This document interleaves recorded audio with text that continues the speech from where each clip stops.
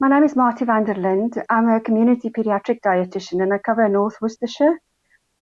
I see a mixed group of children. So some of the children are referred by pediatrician for dietetic input and other children are tube-fed children and enterally fed. So it's very much a general pediatric post. I've been a pediatric dietitian for 16 years. So this is a 3.5-year-old boy with DeGeorge syndrome. He's got oral hypersensitivity and sensory feeding issues. He had a mid-gut malrotation, which they corrected at 1-year-old. And his foster mom has felt that this operation has always had an influence on him having poor tolerance of feeds. He had the gastrostomy inserted at 2 years old. He continues to suffer with poor gut motility, resulting in constipation. He's got severe developmental delay and was 32 weeks, born at 32 weeks, so premature. He had cardiac surgery to correct some of his congenital abnormalities. He was previously on a 1.5 calorie per ml feed, but was gaining too much weight, and we were struggling to try and fit everything into the day for him again. So we didn't want to go to a 1 calorie per ml feed, and he was starting to become more active. So it was getting a fine balance with getting a middle ground feed that didn't cut his calories too much. And he continued on and off to still have reflux problems and constipation. So having read about the Isosource, I wanted to have a look at whether we could reduce the calories a bit, but and also improve his symptoms, his reflux symptoms. I wanted to try Isosource with this child because it was a middle step coming down from being on a full calorie feed, and his carer was really keen on introducing blended diet, but was very nervous about it. And I know that the Isosource is very well tolerated, so would have helped the child with the reflux that they were still suffering from and the occasional constipation that they had. So because Isosource has the blended diet recipes as well, I knew that it would be an easy step for the carer to start to introduce some blended diet as well. So it just seemed the ideal feed to try with this child.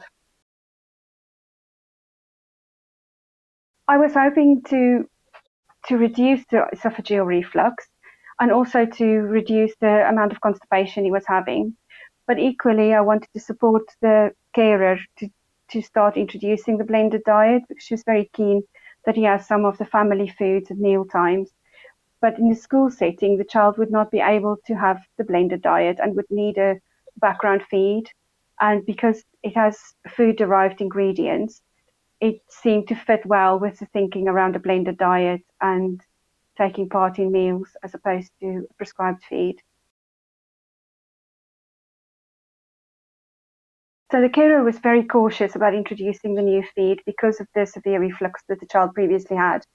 Even though she was completely on board with the idea of the feed and agreed in principle, we started by replacing one of his bolus feeds in the day.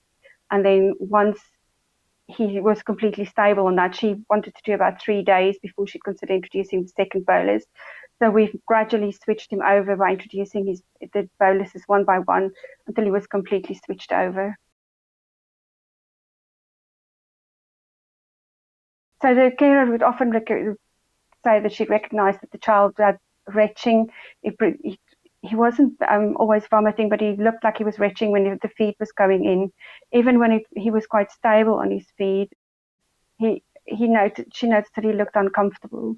And one of the first comments that she made was that he looked more relaxed while he was being fed. And also, he has no need for laxatives at the moment. His laxatives, he was having laxatives once or twice a week. That's completely stopped. And there's been absolutely no reflux since he's been switched over. So the carers, he's in foster care. The carers have felt that the child is different and he's more relaxed. And they also really appreciated the fact that he no longer did this gagging, retching motion that he was normally doing when he was being fed. And they really noticed the difference in his mood.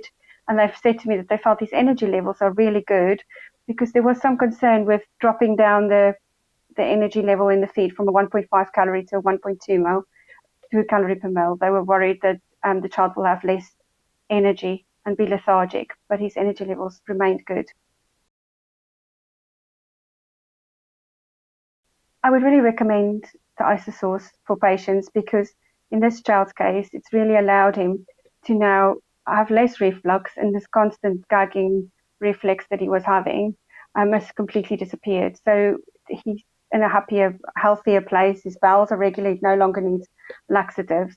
And the foster care feels comfortable now trying to start to introduce the blended diet alongside Isosource because of the Isosource recipes that has really encouraged them to try using the blended diet to move on to. And I think for this child, he'll now be able to be part of the family, taking part in the family meals through the blended diet, but then have the background feed of the Isosource in situations like school or formal settings where the blended diet can't be used.